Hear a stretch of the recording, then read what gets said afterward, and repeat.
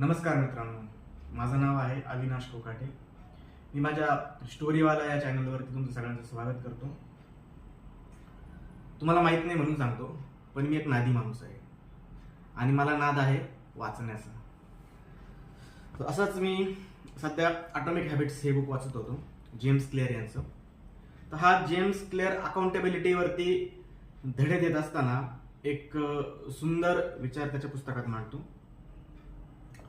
तर त्याने स्टोरी सांगितली आहे रॉजर फिशर यांची. रॉजर फिशर हा माणूस एक पायलट होता आणि जेव्हा दुसरं महायुद्ध झालं त्या महायुद्धात तो पायलटचं काम करत होता.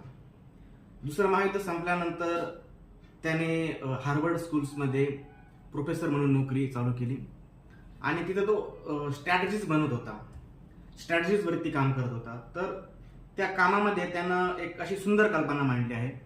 आपल्याला सगळ्यांना माहीत आहे सध्या युक्रेन रशिया यांचं युद्ध चालू आहे. तसेच जगात अनेक युद्ध सुरू असतात. कोणी न्यूक्लिअर वॉरची धमकी देतं, भारत पाकिस्तानचं युद्ध चालू आहे. म्हणजे जग हे तिसऱ्या महायुद्धाच्या उंबरट्यावरती आहे असं सगळेजण म्हणतात. आणि जरी महायुद्ध झालं तर हे न्यूक्लिअर वॉर होईल अशी सगळ्यांना संभावना आहे. तर या न्यूक्लिअर वॉरवरतीच हा रॉजर फिशर म्हणतो की जर आपल्याला न्यूक्लिअर वॉर थांबवायचं असेल तर जो न्यूक्लिअर वॉर करणारा प्रेसिडेंट आहे, जो त्याचा डिसिजन घेतो, त्याची अकाउंटेबिलिटी जर त्यांनी घेतली तर आपण त्याला थांबवू शकतो. आणि त्याने त्यासाठी एक सुंदर कल्पना मांडली आहे. तर जेव्हा कोणताही न्यूक्लिअर बॉम्ब सोडण्यात येतो तेव्हा त्याचा एक पासवर्ड असतो आणि तो पासवर्ड फक्त त्या प्रेसिडेंटला माहीत असतो.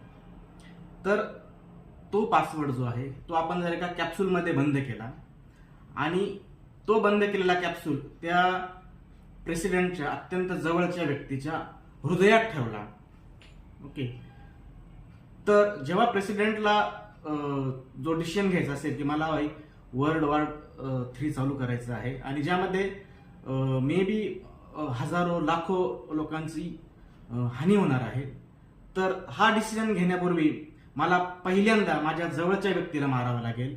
त्याला मारल्यानंतर त्याच्या हृदयातून तो कॅप्सूल काढावा लागेल आणि त्या कॅप्सूलमधला जो पासवर्ड आहे त्या पासवर्डचा वापर केल्यानंतरच तो लाखो कोटी लोकांचे प्राण घेऊ शकतो. तर ही कल्पना अतिशय सुंदर आहे. आणि जेव्हा जो प्रेसिडेंट कोणीही असेल, कोणत्याही देशाचा असेल, तेव्हा जेव्हा त्याला स्वतःच्या जवळच्या व्यक्तीची जाण्याची पर्वा नसेल तरच तो व्यक्ती तो करू शकतो. सो मे बी तुम्हाला ही कल्पना कशी वाटली मला नक्की सांगा. आणि